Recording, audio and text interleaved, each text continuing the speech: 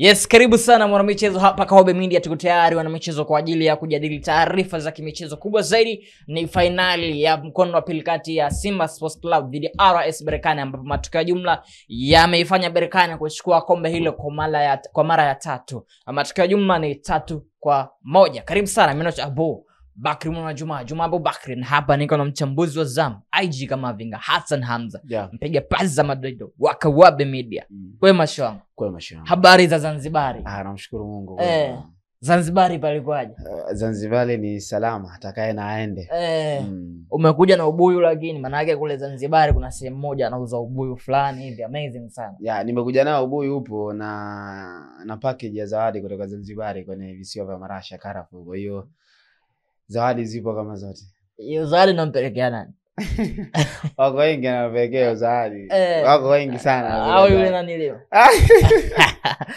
Burudani kabisa. Tukianzia moja kwa moja kwenye uchambuzi juu ya mchezo wa jana kati ya Simba Sports Club dhidi ya RS Berkane. Matokeo yanajulikana na kila mtu alitoa maoni yake. Sisi moja kwa moja tuanze kwenye kiwango cha refa Beida Dahani, moja kati ya referee wa 5 bora kabisa ambao CAF huwa anatumia kwenye michezo mbalimbali mikubwa. Tukianzia kwenye kiwango cha refa huyu, nimeona maoni mengi sana, kila mtu akiwa na maoni yake, lakini kiufundi zaidi kiwango cha refa wa mchezo wa jana kilikuwaje kwa upande wako? Ukija kuangalia Beida ni referee ambaye ana uzoefu wa asilimia kubwa sana na experience ya kutosha. Na CAF anamtumia kwenye michezo mikubwa, hususan niwakumbushe finali ya CAF Confederation alichezesha Zamalek dhidi ya Berkane, alichezesha kwenye mchezo wa robo finali Mamelodi Sundowns dhidi ya Young Africans. Kwa hiyo ni referee ambaye ana experience kubwa na uwezo mkubwa sana juu ya kutafsiri sheria 17 za soka katikati mwa kiwanja. Sawa, maoni mengi yalikuwa ni especially kwenye ile kadi ambayo aliyoipata Yusuf Kagoma kwa upande wa Simba Sports Club. Tukiangalia kwa uzuri ile kadi, ilikuwa ni sahihi referee Beida Dahani kumpa kadi nyekundu Yusuf Kagoma baada ya kumpa kadi ya njano ya pili, kama tunavyoelewa kwamba kadi ya njano ya pili inayofuata ni kadi nyekundu. Ilikuwa ni sahihi? Ukija kuangalia mimi kwa muamuzi alikuwa sahihi 100%. Kwa nini alikuwa sahihi? Unakuja unaangalia ile movement ilikuwa wawili kwa watatu. Unaangalia jinsi gani ambavyo Berkane alikuwa anachukua mpira, wanaondoka, yule ilikuwa ni Mahil, anaondoka mpira ameshakokota, ameshampa Godless Kagoma ambaye alikuwa nyuma ya mpira, mwenye advantage ni yule mbele ya mpira. Kwa hiyo ukija kuangalia alivyoingiza mguu zile akili na ukomavu wa Mahil, alijua hapa mimi lazima huyu atanichezea mazambi. Kwa hiyo muamuzi kwa kutafsiri sheria 17 za soka alikuwa sahihi sana kwenye ile second yellow card ambayo ilimfanya Kagoma kutokuendelea na mchezo. Na kuja unaangalia hata jinsi gani ambavyo walikuwa navuka kwenye zone yao naenda kuwashambulia Simba Sport Club, wenyewe walikuwa na advantage wawili kwa watatu, wenyewe walikuwa wako watatu, Simba Sport Club walikuwa kwa wawili. Kwa hiyo muamuzi akaanza kutafsiria hapo, watu ambao walikuwa na ukakasi kumuelewa akaanza kutafsiria hapo kana kwamba angemwacha angeenda, aidha lazima kwa kuna madhara kwenye lango la Simba Sport Club. Kwa hiyo huyu alimzuia kutokwenda kupeleka madhara kwenye lango la Simba Sport Club, na watu kuja kuangalia wenyewe walikuwa na advantage ya watu wawili kwa watu watatu. Kwa hiyo muamuzi akaona hii ni free kick, madhambi yalifanyika, na Kagoma alikuwa tayari ana yellow card. Kwa hiyo akampa yellow card nyingine ikawa red card. Kwa hiyo mimi kwa muamuzi alikuwa yuko perfect 100% kwenye ile red card ya Kagoma. Kwa ujumla zaidi muamuzi kwa mchezo wa jana unampa asilimia ngapi katika 100? Mimi kwa muamuzi nampa asilimia 80 kwenye mchezo wa jana. 80 nampa, alikuwa perfect sana.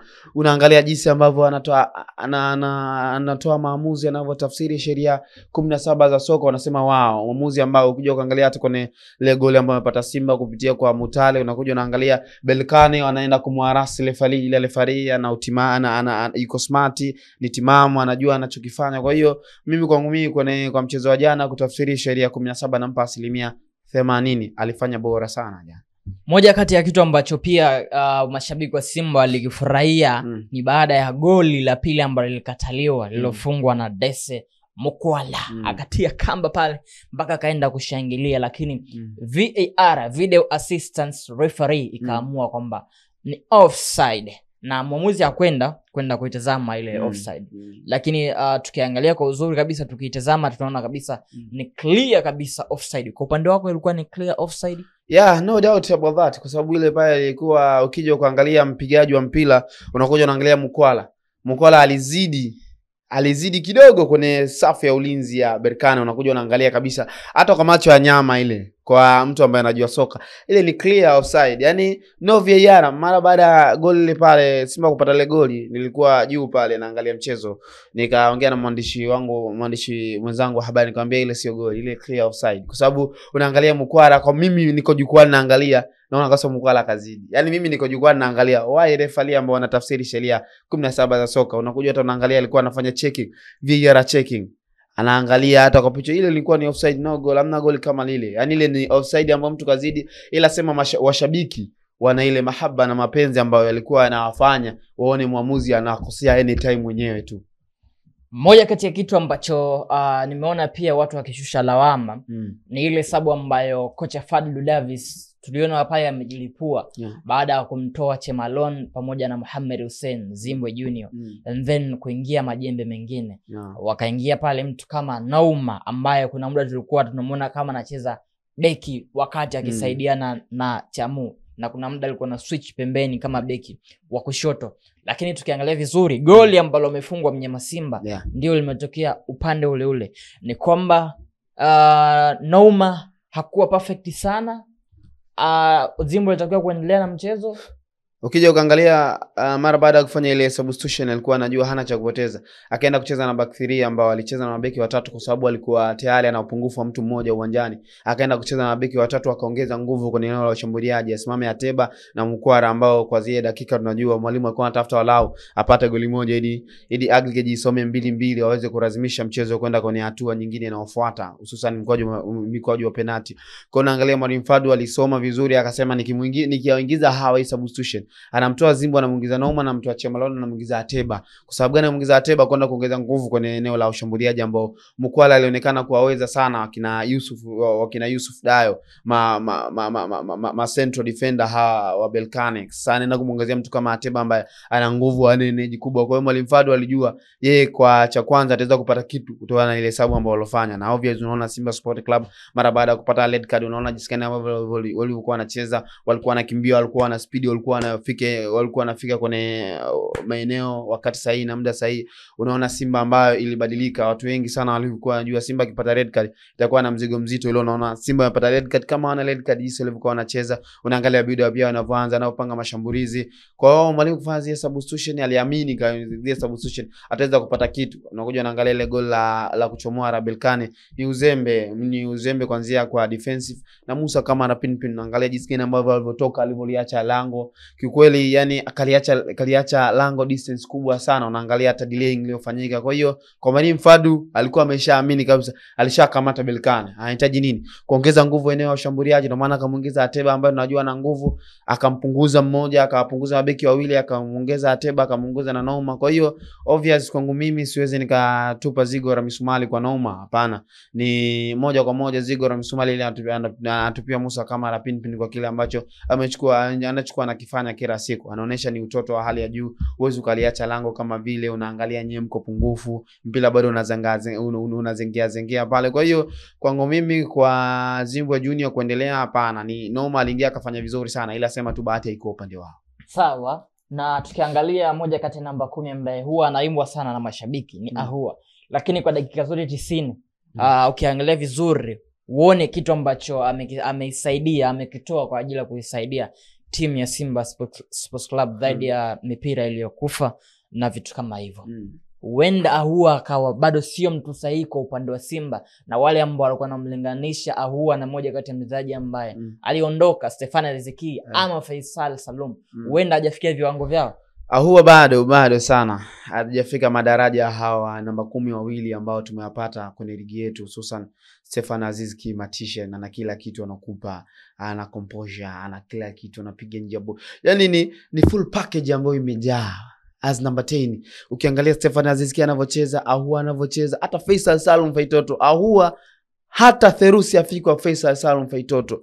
unaona hii mechi dhidi ya Berkane, unaangalia Ahoua umuoni kwenye matukio yale muhimu, umuoni Ahoua, utamuona tu anachukua pasi, anaenda kwenye anashuka chini, anachukua pasi, anapiga kwenye mashavu, anarudi anachukua pasi, anapiga kwenye mashavu. Umuoni as namba 10 kwenye mechi kama hii, ndio watu wanaibeba timu. Angalia Mutale jinsi alivyokuwa anacheza, angalia jinsi alivyokuwa na force, unaona kabisa huyu ni international player ambaye ana quality ya kuchezea Simba Sport Club. Ila Ahoua uone, hata unakuja unaangalia kwenye mchezo ambao kwenye huu mchezo unakuja unaangalia Ahoua hajatengeneza chochote. Alikuwa sio creator ambao anaweza kutengeneza. Unaangalia uhatari wote, pasi kwenye wale watatu ambao wataweza kutengeneza uhatari, lazima pasi inaanza kwa Mutale ndio inafuata kwa wengine. Kwa hiyo ndio alikuwa ni kama key point ya Simba Sport Club kwenye mchezo uliopita dhidi ya Berkane. Unaangalia jinsi gani ambavyo Mutale alikuwa anacheza, alikuwa anazunguka eneo kubwa sana la uwanja, alikuwa ana uwezo kufungua ile blocking ya Berkane, anapiga moja tuondoke.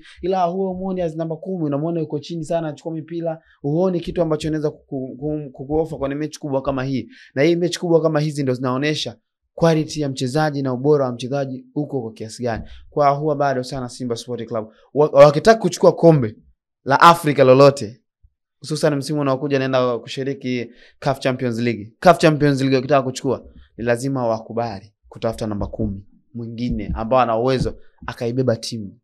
Mfano mzuri unaona Fiston Kalala Mayele alibeba Young Africans mpaka finali. Tunataka mtu kama huyu anaweza kuibeba timu kwenye nyakati ngumu. Mechi kama jana sasa tulikuwa tunahitaji mchezaji wa kuibeba timu kwenye nyakati kama hizi, kuivusha timu kuchukua ubingwa, ila hakuna.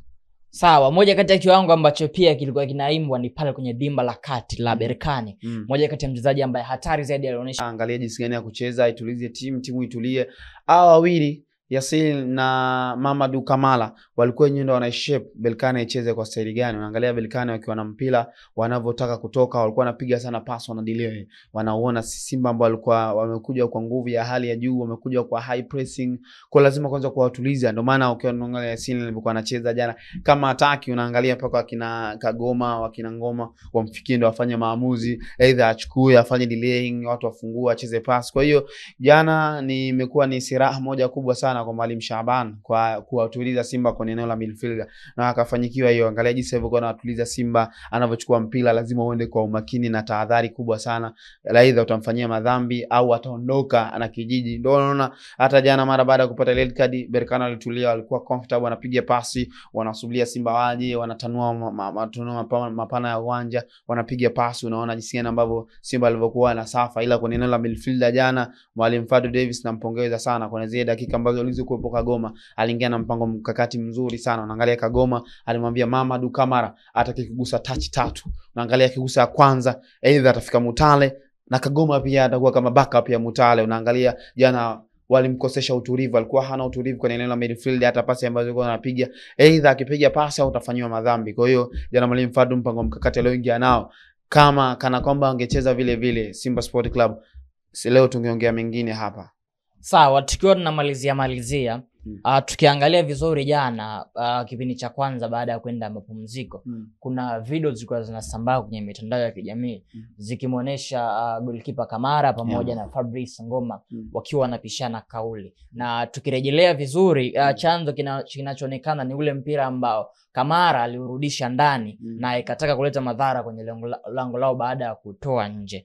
Na tukiangalia vizuri na vitu kama hivyo ni kwamba Kamara alikosea, yani kwamba hakutaka kusikiliza ushauri wa Fabrice Ngoma, na kwenye mechi kama ile yenye pressure watu mnaenda kipindi cha kwanza wachezaji na mnazozana kama vile hii inaleta picha gani kwa wachezaji hawa wawili? Ukija ukaangalia Fabrice Ngoma ndio mchezaji wa Simba mwenye experience kuzidi wachezaji wote. Ndio mchezaji wa Simba ambaye ana mataji ya CAF kuzidi wachezaji wote ambao wako pale Simba. Kwa hiyo kile ambacho alichokuwa anamuelekeza Musa Kamara pinpini alikuwa anakielewa. Maana kwenye mechi kama ile tumetanguliwa goli 2, bado tuna mlima mkubwa, alafu goalkeeper kama Musa Kamara pinpin, goalkeeper mkubwa, goalkeeper wa timu ya taifa ya Guinea, alafu unafanya vitu kama vile, ule ni utoto. As kiongozi Ngoma ni kiongozi kwa upande wa wachezaji wa Simba Sport Club akitoka akitoka Zimbo Junior anafuata Kagoma unakuja unaangalia jinsi ambavyo alivyokuwa na yatem mechi, yeye ndo alikuwa anawapa morali sana wachezaji, wacheze hivi. Fabrice Wamba Ngoma, kile ambacho alichokuwa anaenda kumwelekeza Musa Kamara Pinpin, kiukweli alifanya makosa. Na Musa Kamara Pinpin, unaangalia ule mpira ulipopigwa ukarudi ndani, ambao ulikutana na Kagoma, alikuwa kasimama pale, alipeleka pressure kwa mchezaji wa Berkane kuto kuleta madhara kwenye lango lao. Kwa hiyo ile kumwambia, na sio kukwambia tu hivi atifanye hivi, lazima alimkaripia, na kumkaripia Musa Kamara Pinpin anaona hakustahili kuambiwa hivyo, ndio unaona hata imekuwa mzozano. Ila kwa mimi naungana na Ngoma akafanya kitu kikubwa sana. Unaangalia hata kwenye baadhi ya matukio amekuwa anaamsha morali ya wachezaji, kwa sababu yeye anaelewa joto, amekuwa anafanya vitu vingi sana as kiongozi. Kwa Musa Kamara Pinpin lazima tutazozana, kwa sababu mechi kubwa kama ile anafanya utoto. Pale angepata goal tena ingekuwa mzigo mzito kipindi kile cha kwanza, na hata wachezaji morali yao yote ingeshuka chini. Kwa hiyo lazima amkaripie, amuonye kwa kile ambacho alichokifanya. Sawa, tukifunga na ili hapa. Kabla ya mchezo kulikuwa na kitendo ambacho sio cha kiungwana kilitokea kwenye majukwaa. Tulikuwa tunaona baadhi ya mashabiki wa Simba wanafukuza mashabiki wa Young Africans. Hii imekaaje kwenye kisoka zaidi kwa ajili ya ustawi wa soka letu? Hii kisoka kwanza lazima tuilani. Haina afya hata kidogo. Yaani kisoka hii haina afya, manake wale ni watani wa jadi, wanapaswa wanataniana. Mtu kama ule katoka huku bara akaenda mpaka kule kutazama mchezo baina ya Berkane na Simba Sport Club, karipa kiingilio chake, kakata tiketi, yani vitu vingi, kosti kubwa, alafu anaingia uwanjani na mfukuza, inakuwa haileti taswira ile ya utani. Manake mtani mwacha akutania, hata kama akija kwenye mechi yako mwacha akutanie tu, njoo soka akutanie tu, maisha mengine yaendelee. Sasa unavomtoa nje inaonesha mpira tunatoka kwenye utani tunaenda kwenye uadui, manake amekuja pale na kiingilio chake kafanya kile kitu ambacho kinachotakiwa, wewe unakuja na mtoa. Kwa hiyo kwangu mimi na kiraani, na lazima uongozi wa Simba utoe tamko juu ya hili, manake huu ni utani wa jadi. Sasa utani wa jadi wasiupeleke mpaka kwenye vitu kama vile unamtoa uwanjani mshabiki kama yule. Washabiki wa Young Africans wanaona naumwa mechi ya Memorial dhidi ya Young Africans, uwanja Benjamin Mkapa, mashabiki wengi sana wa Simba waliingia pale. Mara baada ya mchezo kutamatika, watu walitaniana wakaenda nyumbani. Ndio radha soka letu. Leo unamtoa mtu asiangalie burudani na kwa haijakaa sawa. Sawa, burudani kabisa. Huo ni kwa uchambuzi ya kinifu kabisa juu ya finali ya mkondo wa pili kati ya Simba dhidi RS Berkane, ambapo Simba amegalagazwa, amechakazwa, amebaluzwa katika uwanja wa New Amani Complex pale visiwani Zanzibar kwa jumla aggregate goli 3-1, lakini mchezo wa jana ulienda sare ya goli 1-1, na hivyo kupelekea Berkane kutoa kombe hilo la shirikisho barani Afrika kwa mara ya 3. Anakuwa ni moja kati ya timu ambazo zimetoa mataji mengi sana kwa upande wa kaskazini, ambapo timu iliyotoa mataji mengi ni moja kati ya timu ambayo ni CX Faction pamoja na Berkane, ambao wote wametoa mataji 3 ya kombe la shirikisho barani Afrika. Tusubiri msimu ujao nani ambaye atakuwa bingwa wa kombe hili la shirikisho barani Afrika. Hii ni Kaobe Media, YouTube tunapatikana hivyo, pamoja na Instagram, Facebook, Thread, X. Mimi ni Abu Bakri Mwana Juma Abu Bakri. Nilikuwa na mchambuzi wa Zam IG kama Avinga. Uwe na siku njema.